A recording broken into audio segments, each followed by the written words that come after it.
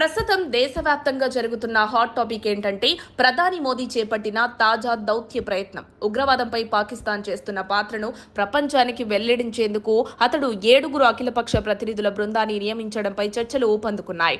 ఈ బృందంలో కాంగ్రెస్ ఎంపీ శశి థరూర్ ఉండటం కూడా ఆసక్తికరమైన అంశంగా మారింది. ఎందుకంటే ఆయనను ఎంపిక చేయడం ద్వారా కేంద్రం పాక్ను మాత్రమే కాకుండా దేశీయ రాజకీయాల్లోనూ వ్యూహాత్మక అడుగు వేసిందనే అభిప్రాయాలు వెల్లువెత్తుతున్నాయి. మోదీ తీసుకున్న ఈ నిర్ణయం ద్వేత ఉద్దేశంతో కనిపిస్తోంది. పాకిస్తాన్ను అంతర్జాతీయంగా ఒంటరిగా మారుస్తూ దేశీయంగా ప్రతిపక్షాలను వదిలిపెట్టకుండా ఒకే కాలంలో 2 లక్ష్యాల పైన దృష్టి సారించినట్టుంది.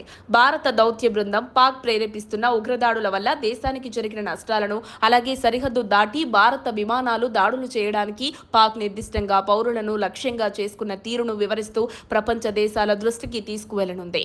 ఈ అఖిలపక్ష బృందం మే 23 నుంచి 10 రోజుల పాటు Washington, London, Abu Dhabi, Pretoria, Tokyo వంటి కీలక రాజధానుల్లో పర్యటించనుంది. అక్కడ వారు ఉగ్రవాదాన్ని సహించబోమన్న స్పష్టమైన సందేశాన్ని ఇస్తారు. ఐక్యరాజ్య సమితి భద్రతా మండలి సభ్యులతోనూ సమావేశమై భారత్ ఉగ్రవాదంపై తీసుకుంటున్న కఠిన వైఖరిని వివరించనున్నారు. ఈ బృందం లష్కరే తోయిబా, జైషే మహ్మద్ వంటి పాక్కు చెందిన ఉగ్రవాద సంస్థలకు ఆ దేశం ఇచ్చే మద్దతును ఆధారాలతో సహా వెల్లడించనుంది.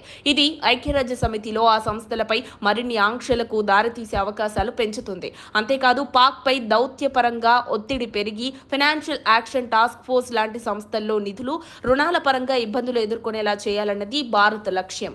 ప్రతినిధుల్లో అన్ని రాజకీయ పార్టీల నేతలు ఉండటంతో ఇది భారత్లోని ఐక్యతను, ప్రజాస్వామ్యాన్ని ప్రాతినిధ్యం చేస్తుంది. ఈ ప్రయాణం దేశ భద్రతా సహకారాన్ని పెంచేలా చేసి డిఫెన్స్ డీల్స్, సైనిక భాగస్వామ్యాలు, సమాచార మార్పిడిల్లో పెరుగుదలకు దోహదపడుతుంది. భవిష్యత్తులో పాకిస్తాన్తో యుద్ధానికి దారితీసే పరిస్థితి వస్తే ఏ దేశమూ భారత్ను ఆపకూడదనే దిశగా మోదీ వ్యూహం పనిచేస్తోంది. పాకిస్తాన్ శాంతి చర్చలకు సిద్ధమవుతున్నా ఇప్పుడే మోదీ దౌత్యం మరో మెట్టెక్కింది. ఇండస్ వాటర్ ట్రీటీ రద్దు, వాణిజ్య సంబంధాల ముగింపు వంటి చర్యలతో ఇప్పటికే పాక్ పై ఒత్తిడి పెంచిన భారత్ ఇప్పుడు అంతర్జాతీయంగా పాక్కు పూర్తి స్థాయిలో ఇబ్బంది కలిగించేందుకు రంగం సిద్ధం చేస్తోంది.